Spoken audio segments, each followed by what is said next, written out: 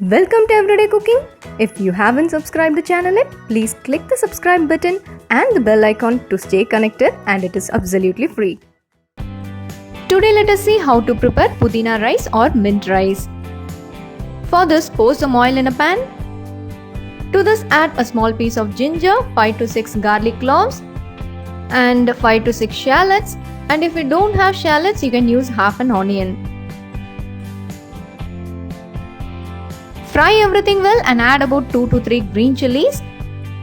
You can adjust the green chillies according to your taste.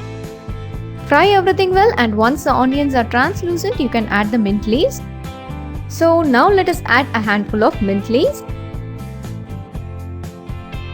Take time and fry this. The leaves has to shrink and should change its color. The leaves have now changed dark in color. This is perfect. Now let us change them into a mixie jar.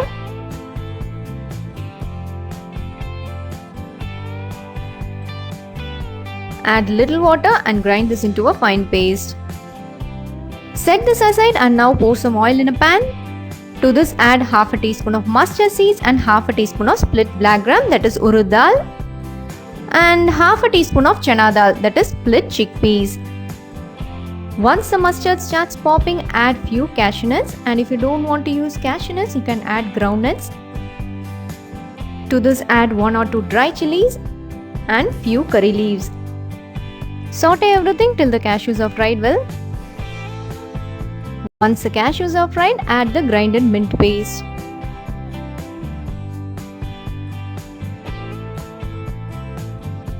Take time and saute this well. The more you saute, the more you will get the taste. Add the required amount of salt and saute this till the oil oozes out. The oil has oozed out and I am going to add a teaspoon of ghee, but this is optional. Sauteing part is over. Now let us add the cooked rice. This is about 3 cups of cooked rice. Mix everything together and you can give a nice saute for about 2 to 3 minutes, not more than that, and you can switch off the flame after that. The mint rice is ready. Hope you like it. We'll join you in another interesting recipe, and don't forget to subscribe our channel.